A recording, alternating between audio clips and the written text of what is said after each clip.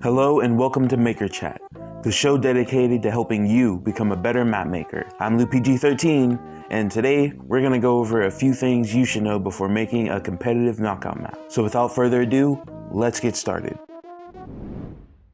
When it comes to making knockout maps, it's important to leave the middle of the map easily accessible. Getting timed out is not fun at all, so I'd recommend leaving the 3x3 space in the very middle of the map wall free.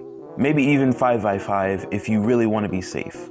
Another thing to take note of is during knockout matches, players tend to utilize the whole map. Similarly to gem grab, the spawn area is very important. If players end up needing to retreat back to their spawn and the enemy team follows, they're going to need some cover to fight back. Most knockout maps tend to have a lot of grass and or walls in the back of the map. It's not necessary, of course, but it should be considered when making your map.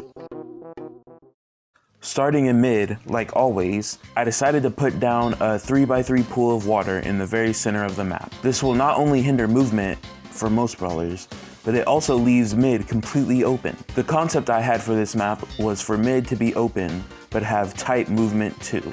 On the left and right of the pool, I placed a vertical wall so that the paths through mid are tight. To counteract this, the left and right lanes are full of grass and have a few horizontal walls.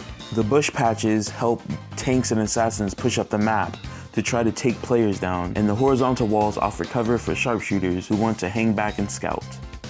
As for the end game, players have multiple ways to enter the middle section of the map. The top and bottom entrances are fully accessible because they lack walls that would normally have to be walked around or destroyed.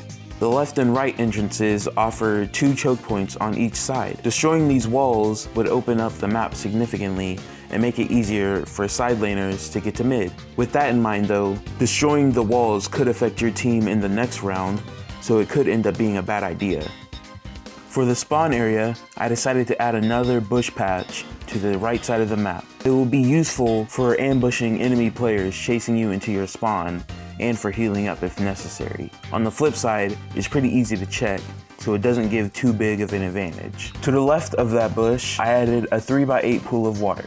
This, with the little walls of cover I added behind it, block pathing and add an alternate route for players trying to escape enemies. I also added a jump pad for a quick escape and a small patch of grass for a tiny bit of hidden cover. This jump pad will prevent players from getting pinched by 2 enemies and is also a quick way to get to mid.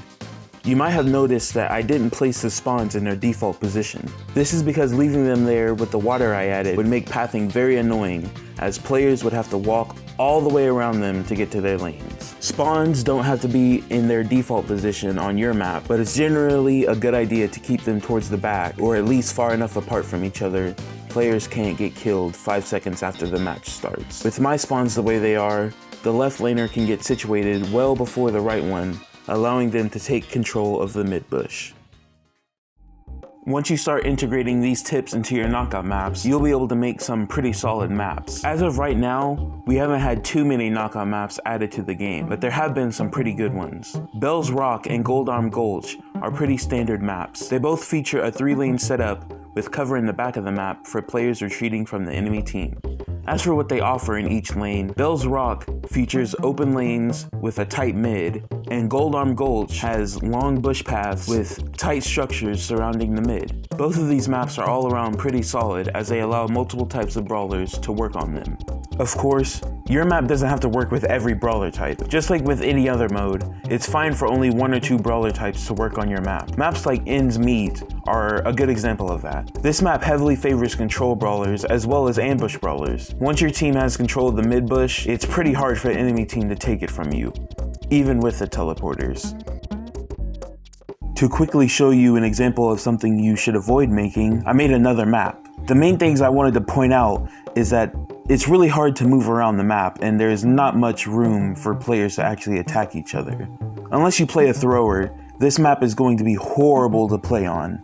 Basically, try not to create a ton of choke points and try to provide ample room for players to move around easily. And that's it for this episode of Maker Chat. I'd like to give a huge thanks to the members of my Discord server for helping me with the script, especially Xcalio and Codex. Remember to like and subscribe for more content just like this, and comment down below your favorite part of the Season 11 update. If you enjoyed the video and want to learn more about map making, check out this video I made on making heist maps.